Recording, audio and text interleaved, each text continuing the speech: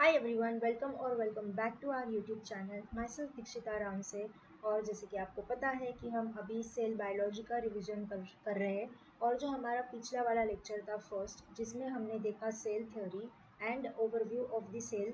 अब हमारा ये सेकेंड लेक्चर है जिसमें हम पढ़ेंगे प्रोकैरियोटिक सेल और सेल एनवेलप के बारे में। तो लेट्स स्टार्ट। तो अगर मैं प्रोकैरियोटिक सेल की बात करूँ तो आपको पता है कि प्रोकैरियोटिक सेल के एग्जाम्पल जैसे कि बैक्टीरिया हो गए, बीजीए हो गए यानी कि ब्लू ग्रीन एल्गी, उसके बाद माइकोप्लाज्मा और पीपीएलओ। माइकोप्लाज्मा को ही पीपीएलओ कहते हैं। पीपीएलओ का फुल फॉर्म होता है प्लूरोनिमोनिया लाइक ऑर्गेनिजम्स। ओके, तो अब हम प्रोकैरियोटिक सेल्स के कुछ कैरेक्टर्स डिस्कस करेंगे।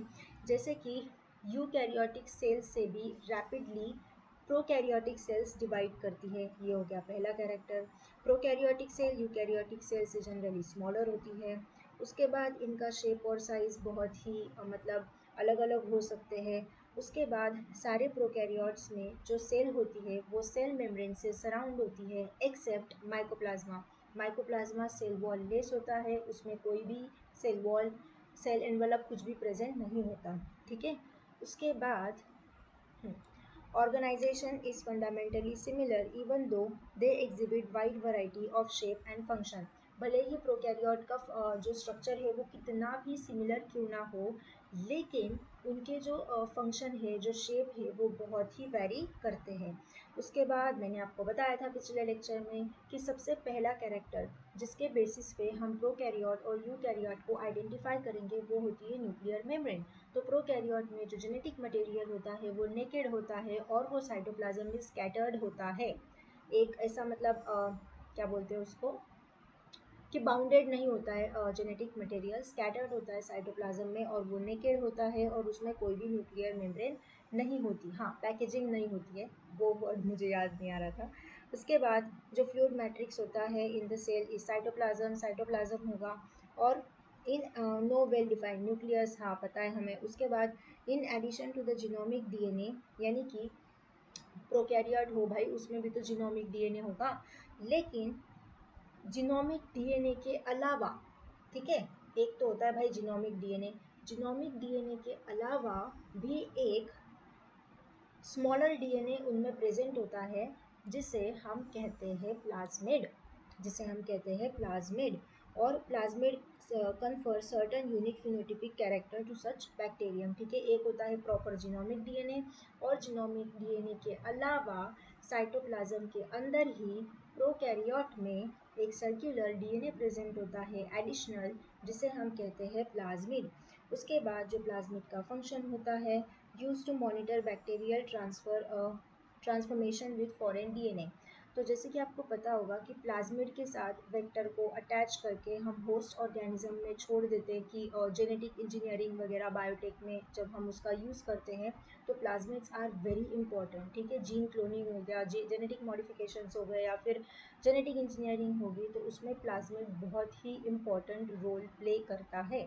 उसके बाद one such character is resistant to the antibodies. हाँ भाई, प्रोकैरियोट पे बहुत जल्दी एंटीबॉडीज़ का असर भी नहीं होता। उसके बाद हम ये तो मैंने आपको ऑलरेडी बता दिया कि न्यूक्लियर मेम्ब्रेन यूकैरियोट में प्रेजेंट होती है, प्रोकैरियोट में एब्सेंट होती है। उसके बाद no organelles like the ones in eukaryote are found in prokaryotic cell.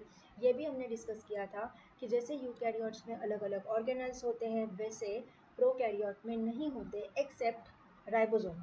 Ribosome present होगा भाई, क्योंकि राइबोसोम का मेन फंक्शन होता है प्रोटीन बनाना, प्रोटीन मशीनरी। तो भले ही प्रोकैरियोट हो या फिर यूकैरियोट हो, प्रोटीन तो लगेगा, तो मतलब दोनों में ही राइबोसोम्स प्रेजेंट है। उसके बाद नेक्स्ट पॉइंट इस prokaryote have something unique information जिसे हम इंक्लूजन कहते हैं, यानी कि इंक्लूजन बॉडीज जो कि स्टोरेज का वगैरह फंक्शन परफॉर्म करेंगी, हम इसको भी देखेंगे आगे डिटेल में।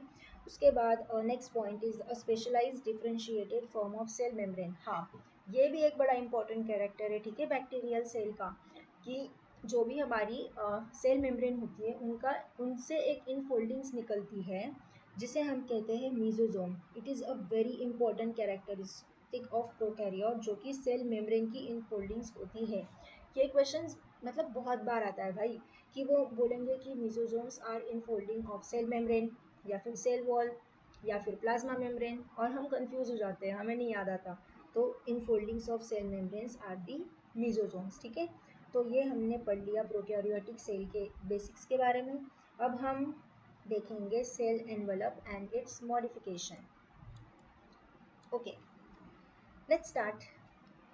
Most prokaryotic cell mainly bacterial cell जिनमें chemically complex cell envelope present होता है, जिनमें मेनली 3 लेयर स्ट्रक्चर होता है वो। ठीक है, तो एक होगा ग्लाइकोकैलिक्स, एक होगी सेल वॉल और एक होगा प्लाज्मा मेम्ब्रेन। तो ग्लाइकोकैलिक्स होगी सबसे बाहर, outer layer is glycocalyx, cell wall होगी बीच में प्रेजेंट और प्लाज्मा मेम्ब्रेन होगी इनर साइड। ठीक है, तो हर एक लेयर का एक डिस्टिंक्ट फंक्शन है और तीनों मिलके एक प्रोटेक्टिव यूनिट की तरह काम करते हैं प्रोकैरियोटिक सेल में। ठीक है, बाहर क्या है, ग्लाइकोकैलिक्स, फिर सेल वॉल और सबसे अंदर प्लाज्मा मेम्ब्रेन। उसके बाद हाँ, बैक्टीरिया के होते हैं 2 ग्रुप्स।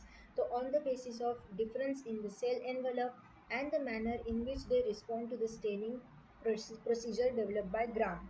ग्राम एक साइंटिस्ट का नाम है। तो बैक्टीरिया की जो सेल वॉल होती है या फिर सेल मेम्ब्रेन कुछ भी कह लो, उनमें जो कंपोनेंट्स प्रेजेंट होते हैं उनके बेसिस पे और जो स्टेनिंग प्रॉपर्टीज़ होती हैं उनके बेसिस पे बैक्टीरिया के 2 ग्रुप्स होते हैं। एक होते हैं ग्राम पॉजिटिव और एक होते हैं ग्राम निगेटिव। ग्राम पॉजिटिव यानी जो ग्राम स्टेन लेंगे और कलर शो करेंगे, मतलब कलर तो दोनों ही शो करते हैं भाई। जैसे ग्राम निगेटिव जो होता है तो वो पिंक कलर शो करते हैं ग्राम नेगेटिव बैक्टीरिया, और जो ग्राम पॉजिटिव होते हैं वो मेनली पर्पल कलर शो करते हैं। ठीक है, तो उसके बाद हम अब इन लेयर्स के बारे में देखेंगे। जैसे कि मैंने आपको बताया कि सबसे बाहर की लेयर होती है हमारी ग्लाइकोकैलिक्स, आउटर लेयर होती है, और ग्लाइकोकैलिक्स का कंपोजिशन और थिकनेस अलग अलग हो सकती है।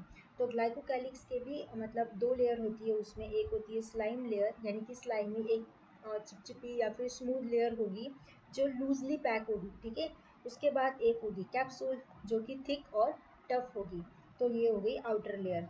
उसके बाद मिडल लेयर, मिडल लेयर है हमारी cell wall. Cell wall cell का शेप डिटरमाइन करने में हेल्प करती है, provide strong structural support to prevent the bacterium from bursting and collapsing.